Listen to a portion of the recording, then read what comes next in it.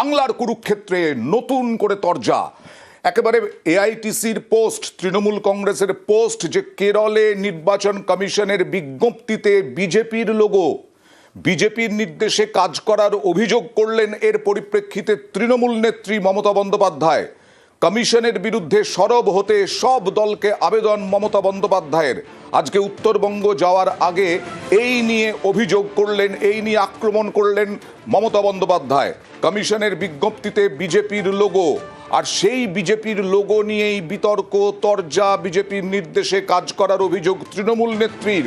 কি করে ওই লোগো এলো, মানে পদ্মফুল এলো, এই নিয়ে তৃণমূলের পোস্ট করা যেটা দেখছেন আপনারা ভিডিও, এই ভিডিও নিয়েই, এই ভিডিওকেই হাতিয়ার করলেন তৃণমূল নেত্রী মমতা বন্দ্যোপাধ্যায়। কি বললেন দেখুন।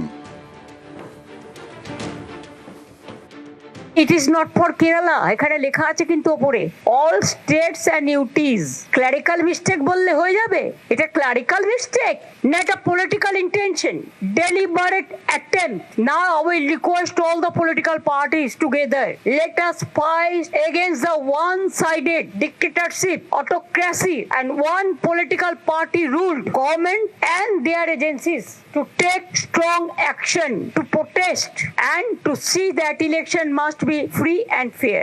It is not that I want any support from any political party. Democracy রক্ষা করার জন্য, লোকতন্ত্র রক্ষা করার জন্য, গণতন্ত্র রক্ষা করার জন্য, সংবিধান রক্ষা করার জন্য সবাইকে জোট বেঁধে কে বাম কে ডান ভুলে যান, যারা এই চক্রান্তের বিরুদ্ধে এক হয়ে লড়াই করতে চান, আমার পাশে থাকার প্রয়োজন নেই, কিন্তু মানুষের পাশে থাকুন। সবাইকে একসঙ্গে লড়ার আবেদন জানালেন। যে বিষয়টি নিয়ে, সেই বিষয়টি আবিরের সঙ্গে কথা বলবো। আবির, কোথাকার খবর, কি হয়েছিল বিষয়টা একটু জানতে চাই।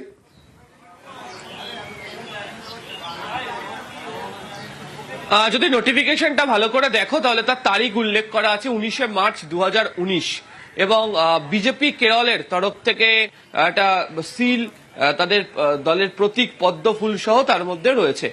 এবং গতকাল থেকেই হচ্ছে দিল্লিতে একদম বিজেপি বিরোধী সমস্ত রাজনৈতিক দল এই নিয়ে সরব হতে শুরু করে, এবং তৃণমূল কংগ্রেসের তরফ থেকেও গতকাল রাত্রিবেলা এবং পরবর্তী সময় তৃণমূল কংগ্রেসের সাংসদ মহুয়া মৈত্র এবং আজকে সকালবেলা অভিষেক বন্দ্যোপাধ্যায় তারাও সরব হন, এবং তারা প্রকাশ করতে শুরু করেন যে বহু আগে থেকেই যে নির্বাচন কমিশনের সঙ্গে বিজেপির যে আঁতাত, এবং এখানে তারা ক্রোনোলজি ব্যাখ্যা করেছিলেন যে যেভাবে নির্বাচন কমিশনার বাছাই করা থেকে শুরু করে একাধিক ক্ষেত্রে বিজেপির যে ভূমিকা লক্ষ্য করতে পারা গেছে, যে কারণেই নির্বাচন কমিশনের যে নোটিফিকেশন, সেখানে এটি রাজনৈতিক দলের যে সিল সেটিকে ব্যবহার করা হয়েছে।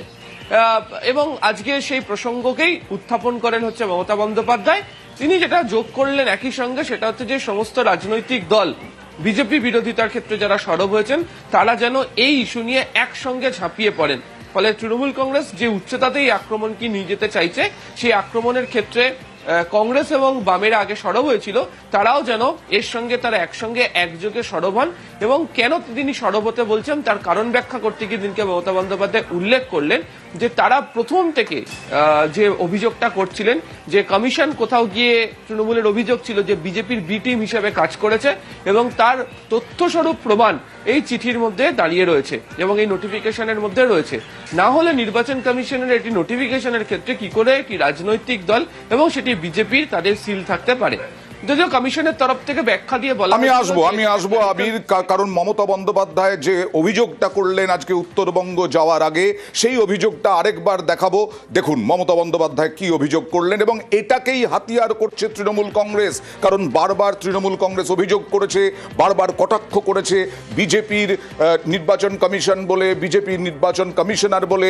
আজকে কি এই যে বিজ্ঞপ্তি, এই বিজ্ঞপ্তি দিয়ে আসলে আরো বেশি করে প্রচার করবে বিজেপির বিরুদ্ধে, নির্বাচন কমিশনের বিরুদ্ধে? মমতা বন্দ্যোপাধ্যায় সুর বেঁধে দিলেন কিরকম ভাবে, দেখুন। It is not for Kerala. এখানে লেখা আছে কিন্তু ওপরে all states and UTs. Clerical mistake বললে হয়ে যাবে? এটা ক্লারিক্যাল মিস্টেক না এটা political intention, deliberate attempt. Now I will request all the political parties together, let us fight against the one-sided dictatorship, autocracy and one political party ruled government and their agencies, to take strong action, to protest and to see that election must be free and fair. It is not that I want any support from any political party. Democracy রক্ষা করার জন্য, লোকতন্ত্র রক্ষা করার জন্য, গণতন্ত্র রক্ষা করার জন্য, সংবিধান রক্ষা করার জন্য সবাইকে জোট বেঁধে কে বাম কে ডান ভুলে যান, যারা এই চক্রান্তের বিরুদ্ধে এক হয়ে লড়াই করতে চান, আমার পাশে থাকার প্রয়োজন নেই, কিন্তু মানুষের পাশে থাকুন।